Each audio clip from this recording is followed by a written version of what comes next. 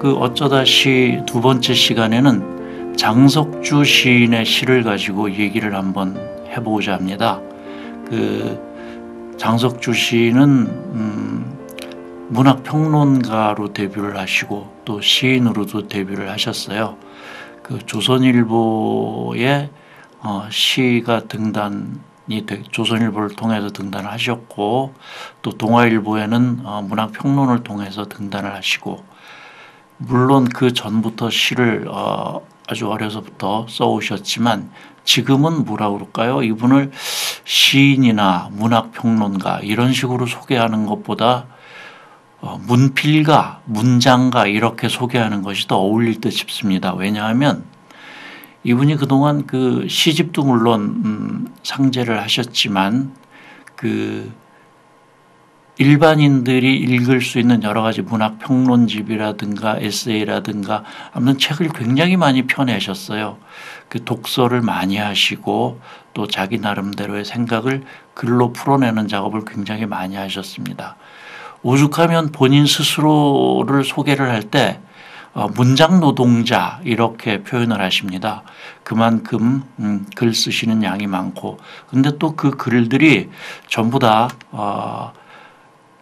아주 수준이 높고 그 글 쓰는 양에 비례해서 보통 질이 떨어지기 마련인데 이분은 글과 질이 굉장히 좋습니다. 그래서 어떤 분들은 현재 우리나라에서 그 글 쓰는 사람들 중에 3대 문장가에 속한다 이렇게 그 평하는 분들도 있습니다. 그만큼 장석주 선생은 요즘 왕성한 활동을 보여주고 계신데요. 그 경기도 안성에 수졸제라는 그 집을 하나 지어서 거기에서 글들을 쓰고 계셨는데 요즘은 이제 경기도 파주로 이사를 하셨습니다. 그래서 파주에서 주로 기거하시고 글을 쓰시고 그러네요. 장석주 선생의 시를 하나 읽어보면서 오늘 오후에는요 스튜디오에 좀 모시려고 그랬더니 굉장히 일이 많고 시간이 내기가 힘드셔서 그 파주로 와라. 그래서 이따 오후에 파주로 넘어가서 장석주 선생 인터뷰를 잠깐 따고 그거를 같이 엮어서 월요일 날 좀 여러분들한테 그 동영상으로 소개해 올리도록 하겠습니다. 장석주 선생의 시 중에 애인이라는 시가 있어요.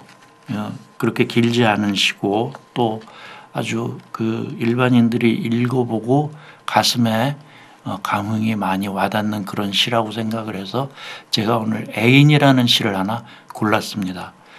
마찬가지로 그 아리따운 여성의 목소리가 아니고 뭐 깨지는 목소리긴 하지만 좀 참고 들어봐 주시면 감사하겠습니다. 애인 장석주. 누가 지금 문 밖에서 울고 있는가? 인적드만 산 언덕 외로운 묘비처럼 누가 지금 쓸쓸히 돌아서서 울고 있는가? 그대 꿈은 처음 만난 남자와 오누이처럼 늙어 한 세상을 동행하는 것. 작고 소박한 꿈이었는데 왜 이렇게 힘들었을까? 세상의 길은 끝이 없어 한 번 엇갈리면 다시는 만날 수 없는 것.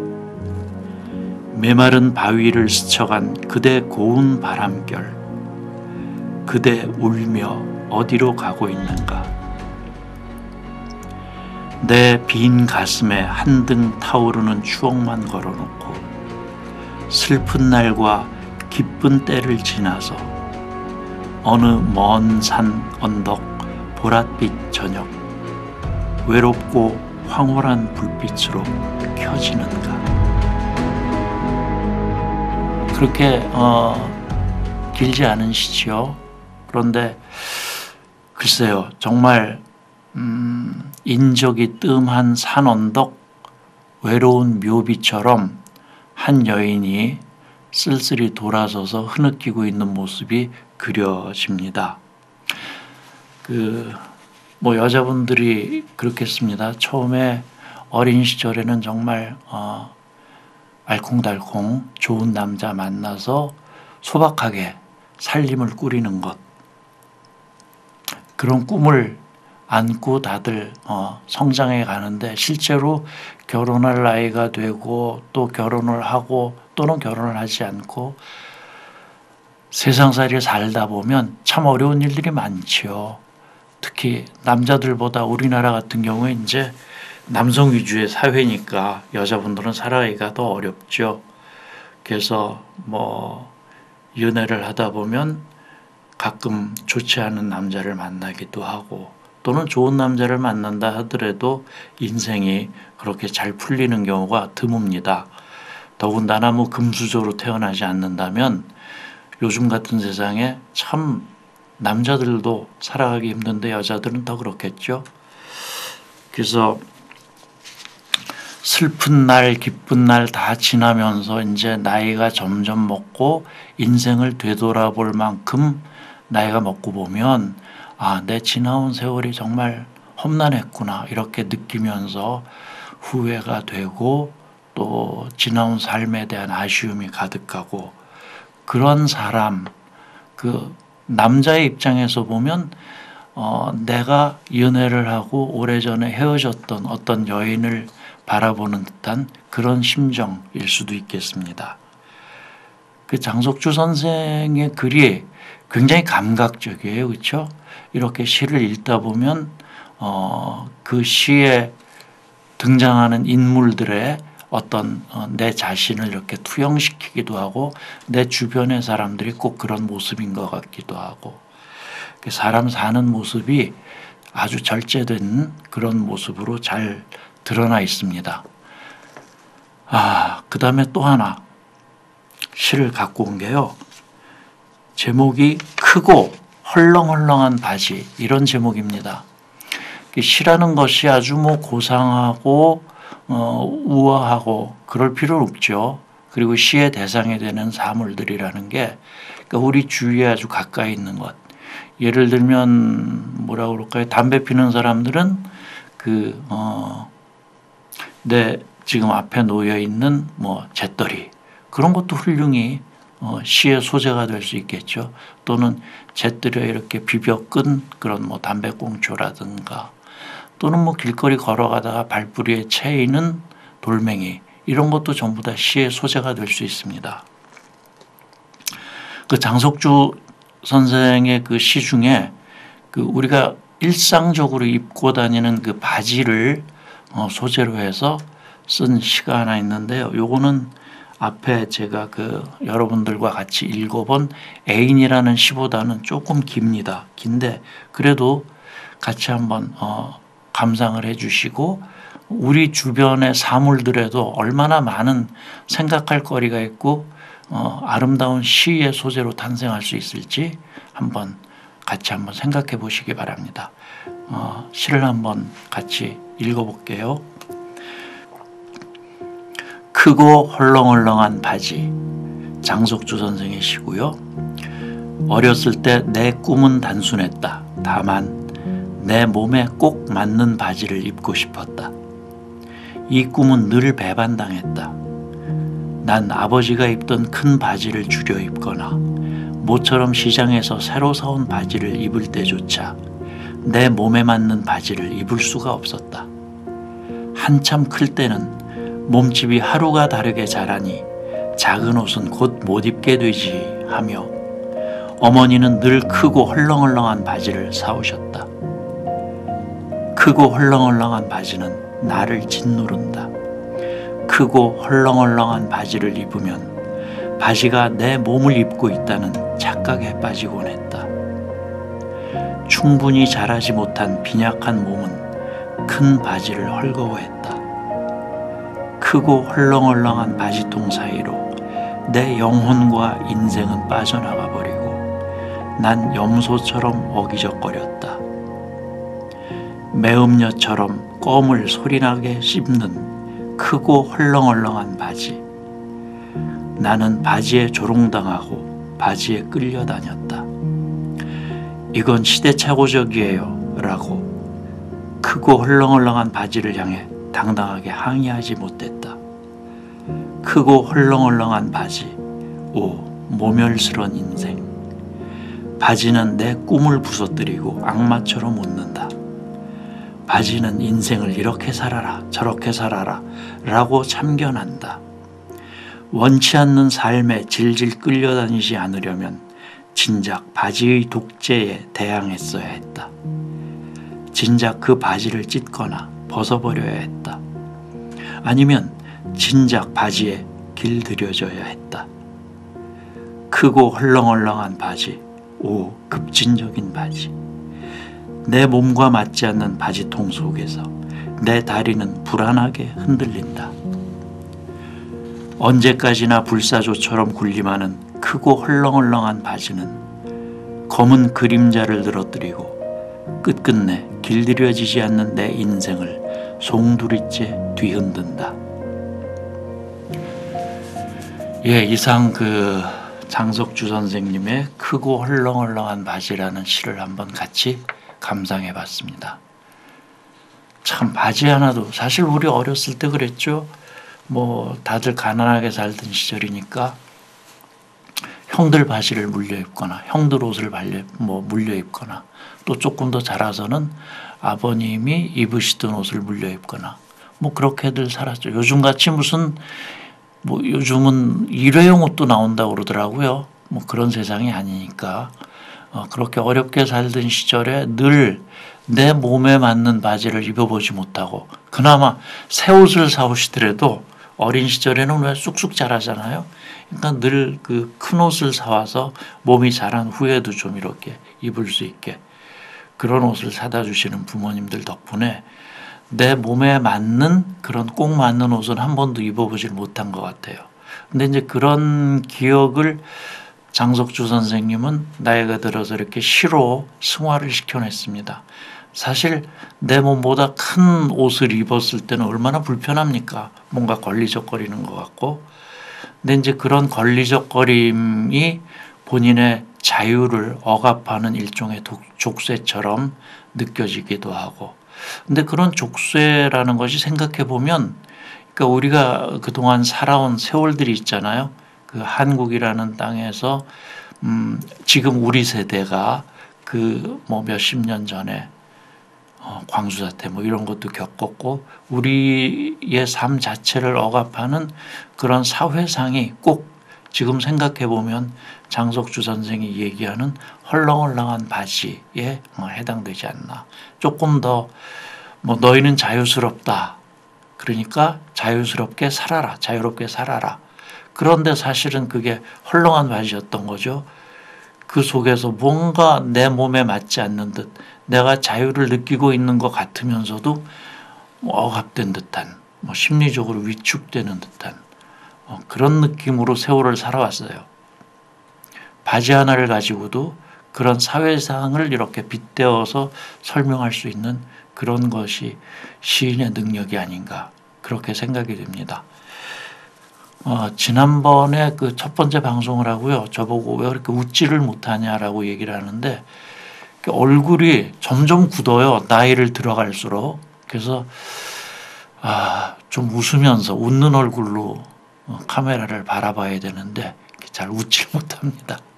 여러분들께서 좀 딱딱한 얼굴이더라도 좀 이쁘게 봐주시고 많은 격려를 좀 해주셨으면 좋겠습니다. 그리고요 지난번에 제가 찹쌀떡 장사 아저씨 얘기를 했었는데 그 후편이 뭐가 어떻게 된 거냐고 궁금해하시는 분들이 계셔서 조금 말씀을 드릴게요. 제가 이제 그게 서너 살 때인지 대여섯 살 때인지 아무튼 부산에서 살던 때의 기억이었습니다. 그리고 이제 서울로 학교를 다니느라고 올라와서 계속 서울 근처에서 머물러 살고 있었는데 저도 아이를 낳고 세월이 한 30년 정도 흘렀죠. 그리고 저희 아이한테 이제 그 찹쌀떡을 사줄 기회가 생겼어요. 물론 골목길에서 찹쌀떡 하는 그 외치는 소리를 듣고 근데 몇 번 아이를 내보내서 찹쌀떡을 사오게 하고 그런데 이상하게 보통 예를 들면 1,000원에 한 서너 개 정도 들어야 될 찹쌀떡이 양이 굉장히 많은 거예요. 대여섯 개를 준다든가 이렇게 해서. 한 번은 이제 제가 아이랑 같이 그 찹쌀떡을 사러 나갔죠. 그래서 할아버지한테 왜 이렇게 그 찹쌀떡을 많이 주느냐라고 물어봤더니, 아이고 이제 뭐 나는 애들 다 키우고 이거 돈 벌려고 하는 게 아니고 심심풀이로 옛날부터 하던 거라서 나와서 한다, 그런 말씀하시면서 아주 오랜 옛날에 그 부산에서 찹쌀떡을 이렇게 팔고 있다가 어떤 조그만 애한테 잔돈 바꿔준다고 갔었는데 통금이 걸리고 가게들도 문을 못 닫죠. 전부 다 문을 닫고 돈을 못 바꿔가지고 새벽까지 헤매다가 돈을 이렇게 바꿔서 갖고 왔던 그런 기억이 있다고 말씀하시더라고요. 근데 그 말씀을 듣는 순간에 제가 그냥 가슴이 콱 메이고, 그게 근데 그 할아버지한테 그게 바로 저예요, 뭐 이런 얘기를 못 드리겠더라고요. 그 순간에 왜 그 말이 안 나온지 모르겠어요. 그리고는 제가 이제 이 얘기를 무슨 그 방송국에 그 뭐 드라마를 만든다고 그래서 소재를 제공을 했었고, 그게 드라마로 나온 적이 있는데, 그때 이제 드라마를 만들려고 그 찹쌀떡 장사 아저씨를 그 후에 다시 찾아봤어요. 그랬더니 돌아가셨다고. 그래서 저는 그 30년 동안 정말 그 어른들에 대한 오해, 불신 이런 거를 갖고 있고, 특히나 그 개인적으로 그 아저씨에 대해서 나쁜 사람 뭐 이런 오해를 하고 있었죠. 근데 그분은 그분 나름대로 잔돈을 바꿔서 주려고 애를 굉장히 많이 썼던.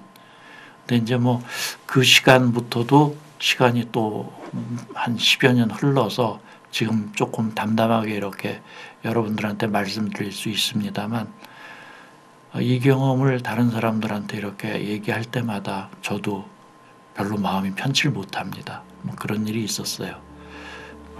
오후에는 장석주 선생님 만나 뵙고 인터뷰를 따서 지금 제가 그 녹화한 요 녹화분이랑 같이 합쳐서 여러분들한테 내보내드리도록 하겠습니다.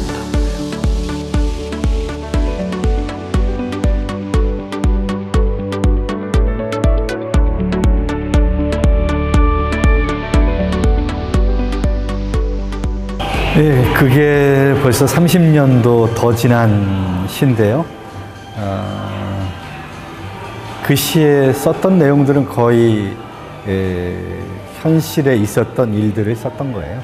그러니까 내가 직접 체험한 이야기, 아픈 사랑의 이야기, 이루어질 수 없는 이야기, 어떤 안타까움 같은 것들이 있어서 썼던, 자연스럽게 나왔던 시고, 그 시는 어쩌면 그 너무 사실적인 이야기를 바탕으로 하고 있기 때문에 내가 아끼는 시이기도 하지만 사실은 정색하고 다시 읽기가 조금 힘든 그런 시예요. 근데 그 시는 얼마 뒤에 그 이동원이라는 가수가 노래로 만들어서 대중에게도 널리 알려진 그런 시이기도 하죠. 제가 시인으로 살면서 40년 동안 뭐 많은 시들을 썼는데 가장 아픈 기억을 담은 그런 시라 제가 일부러 찾아 읽지는 않아요. 그 시를 읽을 때마다 그런 그 아픈 사랑에 대한 기억이 떠올라서 마음이 지금도 편치는 않아요. 30년이 세월이 지났는데도. 그리고 시를 제가 잘못 골라서요. 그 시는 사실은 시적인 기교라든지 뭐 그런 것이 거의 없이 거의 사실적인 이야기를 아주 솔직하게 진솔하게 털어놓은 그런 시죠. 그리고 그 시를 쓰실 당시에는 그럼 헤어지신 상태였어요? 그 시는 헤어진 직후에 쓴 시죠. 네. 이 아픈 기억을 다시 끄집어내서 대단히 죄송합니다. 근데 그 시는 아마 뭐 내 개인적인 체험을 다루긴 했지만 독자들도 그런 경험들을 좀 가질 수가 있겠죠. 그런 경험을 가진 독자들에게는 어떤 공감과 위로의 시가 될 수도 있겠죠. 예. 그리고 이제 오늘 저희가 두 번째 그 몸에 맞지 않는 큰 바지에 대한 시를 독자들과 함께 감상을 해봤는데요.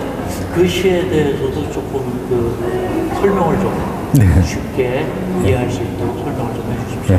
크고 헐렁헐렁한 바지라는 시는 일종의 알레고리 시인데요. 1996년도에 그 문학과 지성사에서 그 표제 시집을 낼 때 그 제목으로 나왔거든요. 그 시집의 표제가 되었던 시고 개인적으로 상당히 아끼는 시입니다. 우리 어렸을 때 이제 그 1950년대에 태어난 우리 세대, 60년대에 한국이 가난하게 살았잖아요. 우리 세대는 사실은 성장기 때 그 형이나 혹은 뭐 삼촌이 입던 옷들을 많이 물려 입었거든요. 예. 그래서 그리고 또 모처럼 뭐 명절 때 어머니가 새 옷을 사주더라도 한창 자랄 때니까 몇 년 입으라고 좀 자기 몸치수보다 큰 옷을 많이 사줬어요. 그런 우리 세대가 갖고 있는 그 공통의 체험을 바탕으로 두고, 그런데 이제 그 시는 상당한 그 어떤 정치적 알레고리 같은 것들이 좀 숨어 있는 거죠. 거기서 이제 아버지로 상징되는 어떤 그 권력이 우리가 살고 싶은 삶에 대한 어떤 의지나 자유, 이것을 억압하는 것에 대해서 저항하는 그런 이야기거든요. 그러니까 그 시에도 나오지만 우리에게 이렇게 살아라 저렇게 살아라 말하지 말라. 근데 크고 헐렁헐렁한 바지는 사실은 몸에 바지를 맞춰야 되는데 바지에 몸을 맞추라고 하잖아요. 그러니까 주객이 전도된 거죠. 그런 그 현실 정치 속에서 소시민들이 겪는 그런 그 고통이라든지 모순, 부조리에 대한 소극적 항의의 목소리를 담은 그런 시죠. 예.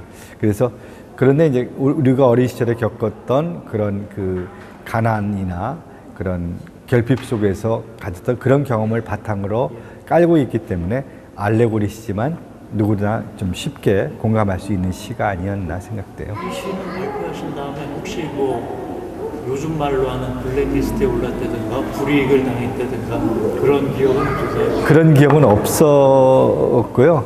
그게 이제 뭐 그 20대 젊은 독자에게 상당히 그 호소력이 있었던 것 같아요. 그래서 우리나라의 가장 유명한 어떤 여자 대학교 국문과 강의실에서 그 시가 다뤄졌다는 얘기를 제가 전해 듣기도 하고, 그리고 그 시집도 꽤 많이 나가기도 하고, 그래서 이제 그때 비슷한 시기에 썼던 시가 이제 크고 헐렁헐렁한 바지와 검은 오버라는 시도 있고, 이제 그 같이 읽을 수 있는 시인데, 아마 그때 그 현실 정치에 대한 어떤 답답함 같은 것들이 그 시 속에 좀 스며들어 있고, 저는 뭐 정치에 대해서 직접적으로 그렇게 쓰기보다는 어떤 알레고리나 은유를 통해서 현실을 좀 비판한다고 할까, 꼬집는다고 할까, 그런 제 의도가 이제 숨어 있는 그런 시죠. 오늘 어쩌다 시 두 번째 여기서 끝내도록 하겠습니다. 감사합니다.